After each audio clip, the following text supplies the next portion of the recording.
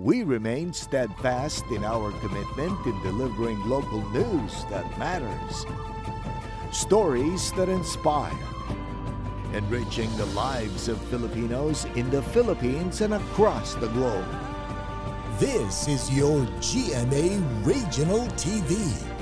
Buong puso para sa Pilipino. Ang mga pinakamalalaking balita ngayong Miyerkules. Isang taong gulang na bata, nalapnos ang mukha at katawan matapos aksidenteng mabuhusan ng mainit na tubig. Jobs fair sa Hilaga at Gitnang Luzon, dinagsa ng mga naghahanap ng trabaho. 8 grupo nagpasiklaban sa Gayaga Festival Street Dance Exhibition sa Pangasinan.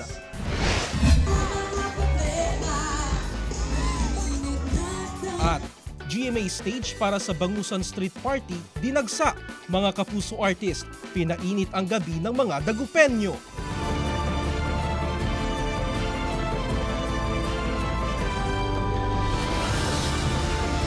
Ito ang GMA Regional TV 1 North Central Luzon.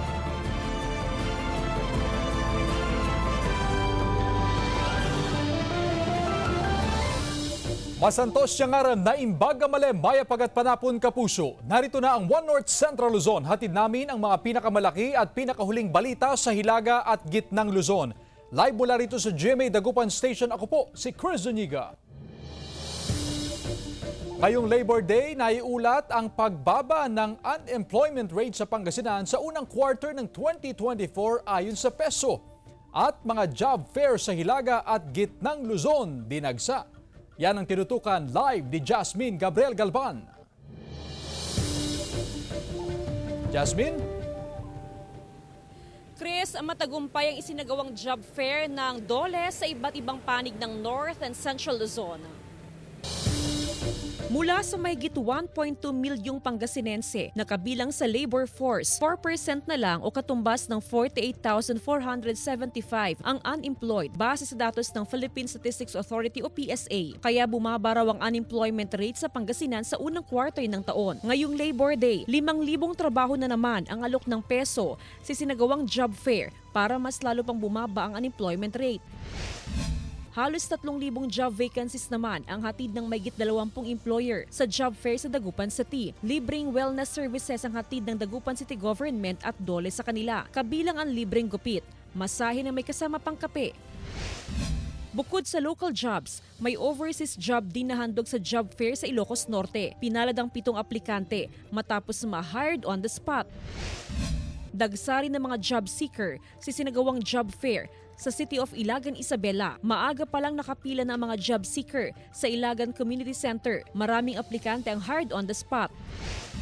Mahigit 4,000 job vacancies naman ang hatid sa job fair sa Pampanga. Nagkaroon din ng kadiwa ng Pangulo at distribusyon ng iba pang government assistance sa mga piling benepisyaryo. Nasa 50 local employers naman at 4 overseas employers ang naghatid ng 5,000 job vacancies sa mga job seeker sa Zambales. Kasabay ng malawakang job fair na isinasagawa ng DOLE ang paalala sa mga job seeker na maging mapanuri at maingat para makaiwas sa illegal recruitment. Chris, mag-aalas 5 ng hapon nang matapos ang job fair dito sa lungsod ng Dagupan. Mahigit sa 50 yung hired on the spot. Malaking bagay yan para sa Department of Labor and Employment. Samantala, tuloy-tuloy pa rin yung programa ng DOLE para mabigyan ng trabaho ang mga job seeker sa North and Central Luzon. Chris? Maraming salamat, Jasmine Gabriel Galvan. Nalapnos ang mukha at katawan ng isang taong gulang na bata matapos aksidenteng mabuhusan ng kumukulong tubig. Sundan sa report ni Gab De Luna. 3 araw na sa intensive care unit ng isang ospital sa Batac City, Ilocos Norte ang isang taong gulang na bata matapos aksidenteng matapunan ng mainit na tubig noong Linggo, April 28. Ayon sa ina ng bata, katatapos lang daw nitong isali ng bagong kulong tubig sa termos nang abutin ng anak. Dahilan para mabuhusan ng kumukulong tubig ang kanyang mukha at katawan. Hindi mapigilan ng ina na sisihin ang sarili sa nangyari. Saan ko sinalinan ulit dejet ako rin ma'am kasi isaangak ko gamin ijay bangir, ma'am, Jenny, mother ko. Biit ko lang hanapan ng isa ang ma'am kat. Agsubli ak ma'am kat so ejay na ito yung kanya na ginawa at nabit na yung termosin, ma'am. Kung ang kakaayatan dito yung nangyari ka dito, anak ko, ma'am. Nagtamo ng first-degree burns sa mukha, habang second-degree burns sa katawan ng bata. Pero lumalaban daw ito para makarecover. Isang grupo naman ang nagbabuting loob na tumulong para sa gastusin ng bata sa ospital.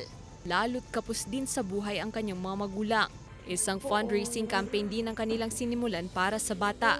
Kasi po naranasan ko na po yung humihingi ng tulong sa ibang tao. Kahit po walang-wala tayo, kung kaya rin lang po natin tumulong. Tutulong po at tutulong pa rin sana tayo. Maaari naman daw makipag-ugnayan sa grupo ni Jingjing Lorenzo para sa mga gustong magpaabot ng tulong. Kasama si Reynold Velasco, Gab De Luna, 1 North Central Luzon. Tinupok ng apoy ang 2 palapag na bahay sa Vigan City. Nakaalerto si Ivy Hernando. Mabilis na tinupok ng apoy ang 2 palapag na bahay sa Barangay Rugsuanan, Vigan City. Natutulog daw noon ang anak ng may-ari ng bahay. Buti na lang at nagising siya sa alarm clock. Paglabas ko po ng salas namin, sa ikalawang salas kasi namin, ma'am, nakita ko malaki na yung sunog. So nagdiretso ako sa pumpin namin para magkumuha ng tubig kasi gusto kong iligtas yung bahay namin pero wala na akong nagawa, ma'am. Wala siyang naisalbang gamit. Kasama rin na sunog ang gagamitin sana niyang toga sa nalalapit niyang graduation. Nasa trabaho raw noon ang padre de pamilya na si Jeffrey nang magkasunog. Ang tawag dala kanya, ma'am, agawit ako, puro bumbero makita ko balay, ma'am. O mati balay mi, ma'am, na urambutin. Pundar mi di kita, ma'am. Mamamati, mabaling ko na kanot uram data, ma'am. Ayon sa BFP, problema sa electrical wirings ang nakikitang sanhi ng sunog na nag-iwan ng tinatayang 1 milyong pisong danyos. Wala namang nasaktan sa sunog. Maaari rin nating ipa-inspect ang ating mga bahay sa mga rehistradong electrical engineers para kung may kalumaan na ang ating mga bahay ay pwedeng luma na rin yung ating mga electrical wirings. Sa pagresponde naman ng BFP, aksidenteng na flat ang gulong ng fire truck sa pagdaan nito sa ginagawang kalsada sa katabing barangay. Kaya pakiusap din nila sa mga kontraktor na ayusin ang construction site para hindi makasagabal kapag may emergency. Kasama si Norman Raca, Ivy Hernando, 1 North Central Luzon. Sumiklab naman ang sunog sa abot 2 ektaryang talahiban sa Calasiao, Pangasinan. May detalye si Claire Lacanilaw.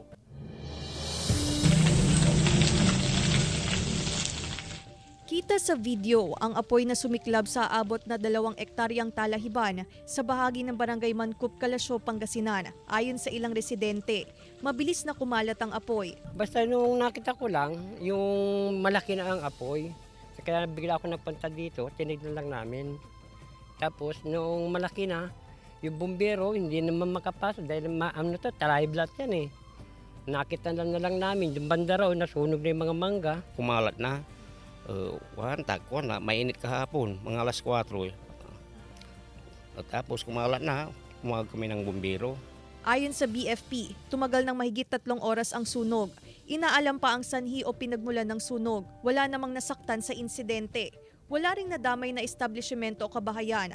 Ayon sa BFP, tinatayang aabot sa 2 to 3 grass fire incidents ang kanilang naitatala kada araw. Kaya paalala nila, iwasan ang pagsisiga o pagsusunog ng basura dahil posible itong pagmulan ng apoy. Yun kasi yung karamihan na pinagmumulan ng mga grass fire. Nagsiga tapos iniwan. Kaya para umiikot kami para paalalahanan ng mga kababayan natin dito sa Calasiao. Kasama si Ron Alister Taniedo, Claire Lacanilaw, 1 North Central Luzon. Samantala, isa raw ang overloading ng transformer sa dahilan kung bakit nawawalan ng kuryente sa ilang lugar sa Pangasinan na sinusuplayan ng Senpelco. Narito ang report ni Joan Punsoy. Hindi raw talaga maiwasan ni Aling Merla na gumamit ng electric fan o aircon dahil sa tindi ng init ng panahon. Gumagamit po sa kailangan po yun dahil mainit. Pero sa gabi lang kami gumagamit ng aircon, tapos sa umaga, electric fan yun. Ayon sa Central Pangasinan Electric Cooperative Incorporated o CENPELCO, dahil na rin sa dobleng pagtaas ng demand sa konsumo ng kuryente, na itatala na rin ng tanggapan ng overloading sa rated capacity ng mga transformer. Ang standard loading nito ay dapat hindi lumagpas ng 80% or 90%. Pero dahil na rin po sa taas ng demand, yung allowance natin yon ay kulang or sumobra pa doon sa rated capacity ng ating distribution transformers. Kung sumobra sa rated capacity ang load ng transformer, nasisira ito na nagiging dahilan din ng power interruption. Karaniwan daw na itatala ang overloading sa rated capacity sa oras na matindi ang heat index. May epekto rin umano ang sobrang init ng panahon sa pagkasira ng electrical lines. Kung may mga paraan para medyo makapag-tipid pa rin po ng kuryente, ay gawin lang po natin para kahit sa maliit na paraan ay makapag-contribute po tayo sa overall demand ng Luzon Grid. Samantala sa abiso ng NGCP, muling isa sa ilalim sa yellow alert status ang Luzon Grid mula alas 8 ng gabi hanggang alas 10 ng gabi ngayong araw, May 1. Kasama si Henry Duminsil, Joan Punsoy, One North Central Luzon. Binuksan sa mga turista ang Artville by the Gulf sa bahagi ng selebrasyon ng Pistay Diet 2024 sa Pangasinan. Napalamutian ang makukulay na art pieces na kung tawagin ay yarn bombing ang mga punong kahoy sa beachfront. Bukod sa mga natatanging obra, tampok din ang mga produkto ng mga booty weaver. May native bags na gawa sa abaka at ratan mula sa Visayas at Mindanao. Mayroon ding mga pang-display sa bahay na gawa sa recycled materials. Bukas ang Artville hanggang sa May 4, 2024. They can exhibit their work. Siyempre, ang feature natin yan, yun nga, yung ang ganda at ang galing ng Pangasinan that we have talented Pangasinenses. Ito ang GMA Regional TV 1 North Central Luzon.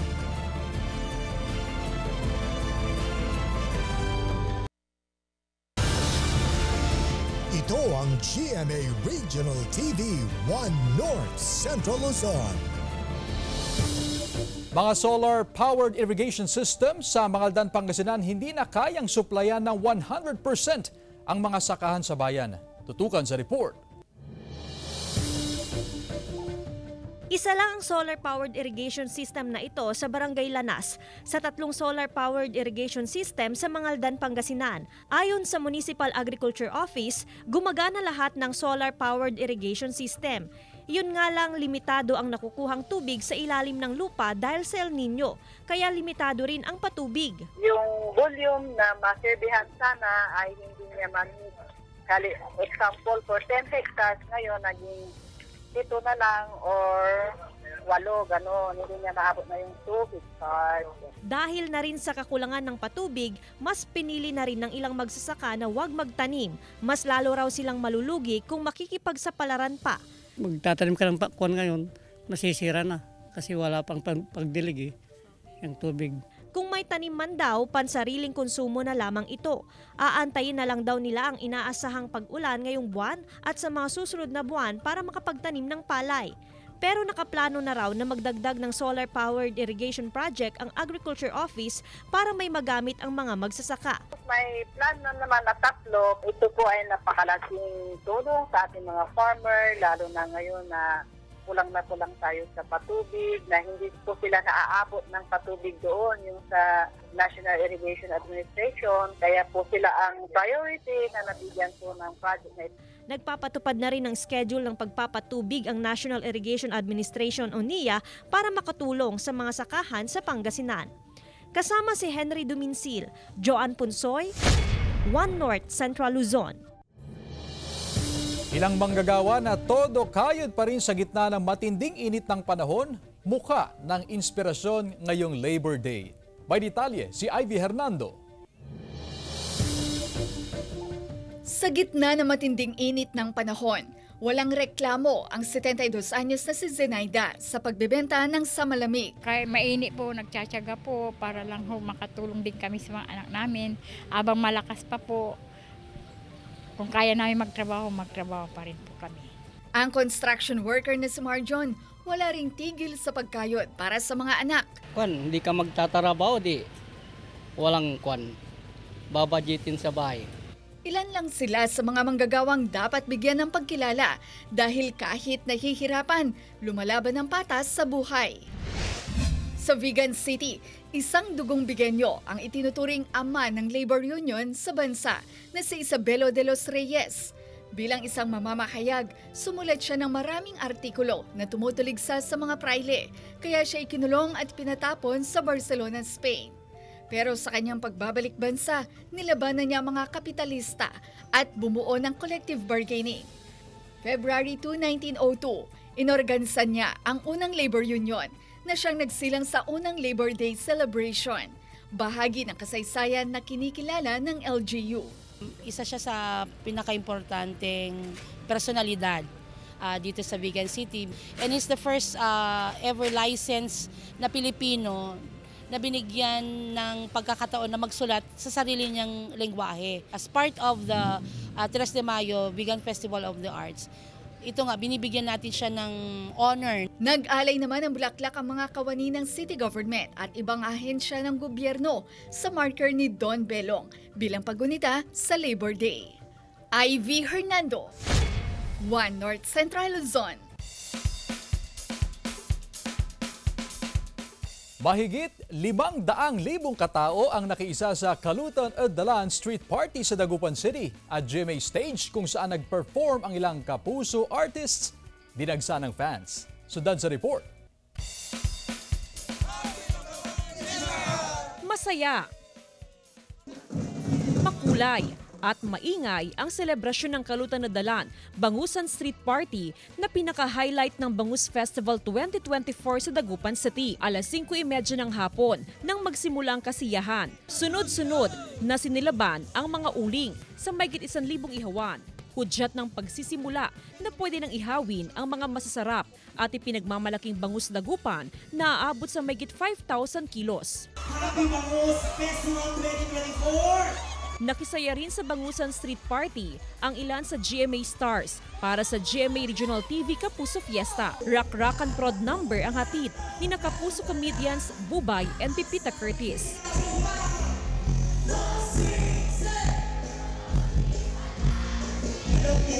Tinapatan nila yung init. Grabe. Sobrang init ng pagtanggap nila sa amin. Ay naku, talaga namang iba na namang experience ang binigay sa atin ating mga kapusong Dagupeño kasi ang taas ng energy nila. Hindi rin nagpaawat at talaga namang nag-enjoy ang Kapuso fans sa performances ng Running Man PH stars. Si Glyza De Castro, hataw sa pagkanta at pagsayaw on stage. Napaindak naman ang crowd sa song performance ni Lexi Gonzalez. Napasing-along naman ng fans kay Angel Garjan.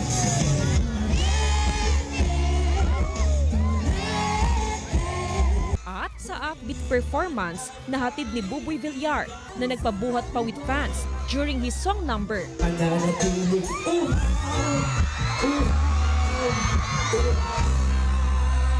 Samahan nyo naman po kaming makitakbo. Makitakbo po kayo sa amin sa Running Man. Labas na po yan ngayong May 11 and 12, 7:15 p.m. po.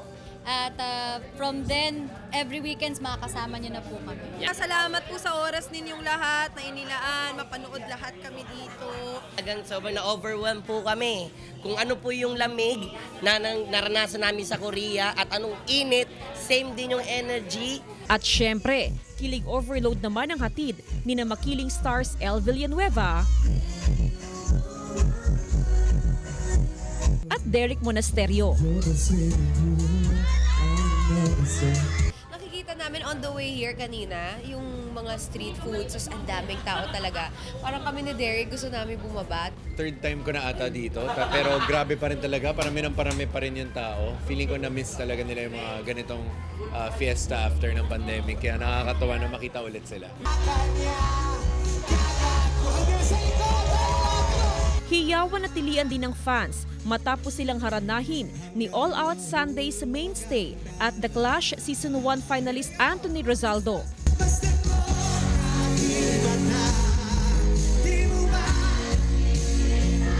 Magdamagan ng saya't hiyawan sa Kapuso Fiesta na pinangunahan ni Kapuso host May Bautista. Kasama si Jing Dacanay, Jasmine Gabriel Galban, One North Central Luzon. Ito ang GMA Regional TV 1 North Central Luzon. Ito ang GMA Regional TV 1 North Central Luzon. Dalawang dredging machine sa Pantal River sa Dagupan City, 6 na buwan nang nakatenga ayon sa DPWH. Narito ang report. 5 ang dredging machine na nasa Pantal River sa Dagupan City. Pero 3 lang ang ginagamit sa pagdadraga sa ilog. Ang 2, 6 na buwan nang nakatenga. Still waiting for the funds, ma'am. Habang walang pondo, isinasa ilalim sa dry docking ang isang makina. Ngayong buwan, inaasahang darating ang pondo para sa 2 dredging machine. Mga basurang naipon sa Pantal River ang problema ngayon ng DPWH. Naantala kasi ang kanilang dredging operation. Tuwing nahahaluan ng basura ang buhangin na kanilang dinadraga. Kada araw, umaabot sa 3 hanggang 5 sako ng basurang naiipon sa kanilang dredging operation. Marami, ma'am. Mga plastic, mga sacks. Dahil pag nagbabara sa saksyon niya, ma'am. Pero nilino ng mga residente malapit sa Pantal River, hindi sila nagtatapon ng basura sa ilog dahil regular naman daw ang koleksyon ng basura sa barangay. Hindi po ayaw po namin magtapon sa ilog. Ayan, inihiwalay po namin yung nabubulog tsaka yung hindi nabubulog. Malaking tulong sa mga Dagupenyo ang dredging operation na bahagi ng flood mitigation program ng gobyerno. Bukod sa pinapalalim ang Pantal River, nagagamit din ng mga residenteng nakatira sa low-lying areas ang buhangin at lupang nadadraga sa ilog. Kasama si Jing Dacanay, Jasmine Gabriel Galban, One North Central Luzon. Pansamantalang binuksan sa mga motorista ang bahagi ng Cannon Road, partikular sa Camp 6 sa Tuba, Benguet. Maaaring dumaan mga light vehicles paakyat at pababa sa Baguio City. Tugon daw ito ng DPWH sa kahilingan ng Metro Bliss mayors para maibsan ang traffic sa Marcos Highway at hindi mahirapan ang mga motorista na dumaan sa alternate route sa bahagi ng ilog sa Cannon Road. Magtatagal ang traffic scheme hanggang matapos ang ginagawang mga poste ng rock shed sa lugar. Hinigpitan ng PNP ang pagbabantay sa mga coastal area ng Ilocos Norte ngayong inaasahan ang pagdami ng mga pupunta dahil sa mainit na panahon. Dinarayo kasi ang mga beach sa lalawigan tuwing tag-init at bakasyon. Kaya kasama sa Oplan Sumvac o Summer Vacation ng PNP ang pagbabantay sa mga tourist destination sa lalawigan. Ayon sa PNP mula Enero ngayong taon, 8 drowning incidents na ang naitala at karamihan sa mga biktima ay nasa impluensya raw ng alak. Kaya mahigpit daw ang gagawin nilang pagbabantay lalo na sa mga baybayin. Sa ibang balita, ilang alagang baboy sa Kasiguran, Aurora naka-electric fan na dahil sa mainit na panahon. Sundan sa report. May diskarte ngayon ang ilang hog raiser para mapanatiling malusog at iwas sa sakit ang kanilang mga alagang baboy sa gitna ng mainit na panahon sa Kasiguran, Aurora. Tiniyak nilang sapat ang inuming tubig ng mga alaga. Todo monitor din kung may mga sintomas ng sakit para maagapan. Bukod sa regular na pagpapaligo, gumagamit na rin ng electric fan para mapahanginan ang kanilang mga alagang baboy. Bukod sa pagpapaligo, lagi kaming naglilinis araw-araw sa kanilang kulungan para mapanatiling malinis at walang amoy. Apektado naman ang mga street vendor ng prutas sa Santa Barbara, Pangasinan dahil sa matinding init. Madalas masira ang mga panindang prutas tulad ng mangga. 10 kaing ng mangga ang nasira sa pwesto ni Leo. Katumbas ito ng halos 30 kilo. Pag sa sobrang init naman sir, ganito po ang nangyayari sa mangga namin. Kumukulubot, tsaka nabubulok na. Kung sakaling gantong kainit sir. Hindi na yan pwedeng event? Hindi na po. Nasa 90 pesos ang kada kilo ng mangga. Pero ang mga pabulok na, mabibili na lang sa 30 hanggang 50 pesos per kilo. Samantala, patuloy ang monitoring at assessment ng Provincial Agriculture Office sa mga taniman sa probinsya na apektado ng matinding init. Russell Simorio, One North Central Luzon. 8 grupo naman ang nagpasiklaban sa Gayaga Festival Street Dance Exhibition sa Pangasinan at ilang Kapuso stars nagpasaya sa kanilang mga fans at nakipag-showdown pa sa kantahan sa Takayan na Dayo. Tunghayad sa report.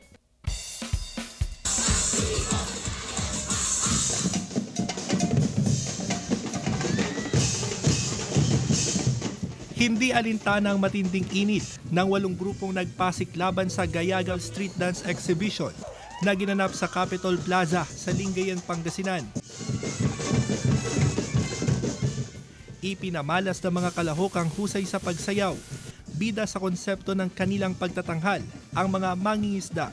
Napakasaya kasi na-express namin yung pagsayaw namin, yung municipality namin, namin sa mga ibang tao. Napakagaling po nila. Ginawa po talaga yung best nila kahit na exhibition lang po. Hindi rin nagpahuli ang iba pang grupo pagdating sa costume na sumisimbolo sa mayamang kultura ng kani-kanilang mga bayan. Nakisaya sa Gayaga Festival ang ilang Kapuso stars. Nang harana si Juancho Trevino.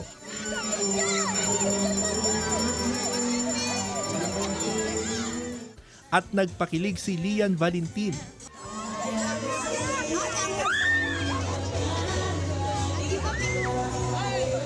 Dami nating mga GMA supporters dito that I'm very happy to see. That was very happy to see. Ako personally hindi ko first time sa Pangasinan, especially here in Lingayen. That's why I feel na parang may connection na talaga ako with them. Of course, it's always a warm welcome dito sa Pangasinan. And of course, alam mo yung pagpunta pa lang namin dun sa hotel, talagang yung mga tao nandun na nakaabang and they're really welcoming me. Mas pinasaya naman ng Kapuso singer sa sina Jeremiah Chanco at Anthony Rosaldo ang ginanap na Takayan na Dayo sa Capitol Beachfront. Bigay todo sa performance si Jeremiah Chanco.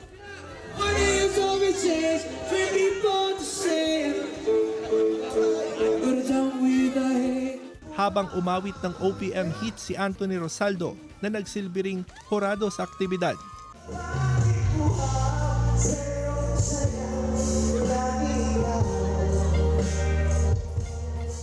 I'm so happy to be back again and syempre nilook forward ko coming here at marami nga nag-abang sa aming mga Kapuso. So I'm grateful na makita silang lahat. It's my second time here performing para sa GMA Regional TV. Every time na nagpe-perform ako, talagang napapakanta sila, alam mo yun, sumasabay sila sa pagkanta ko. At the same time, nakakatawa dahil sobrang warm ng pagtanggap nila sa akin. Kasama si Daryl Peralta, Russell Simorio, One North Central Luzon. Samantala, mapapanood niyo po ang episode na ito at iba pang pinakahuling lokal na balita sa official website ng GMA Regional TV, www.gmaregionaltv.com. Pwede rin kayong bumisita sa aming official YouTube channel, GMA Regional TV, at i-click ang subscribe button para sa pinakamainit na balita mula sa mga rehiyon. Nais din naming pasalamatan ang mga Kapuso sa Hilaga at Gitnang Luzon, maging ang mga Kapuso natin abroad. Dahil sa GMA Regional TV, Local News Matters. At yan ang mga pinakamalaki at pinakahuling balita sa Hilaga at Gitnang Luzon. Maraming salamat sa pagsama sa amin pati na ang mga Kapuso sa ibang bansa na tumutok sa mga balita sa rehiyon. Ako po si Chris Zuniga. Kami ang GMA Regional TV, One North Central Luzon.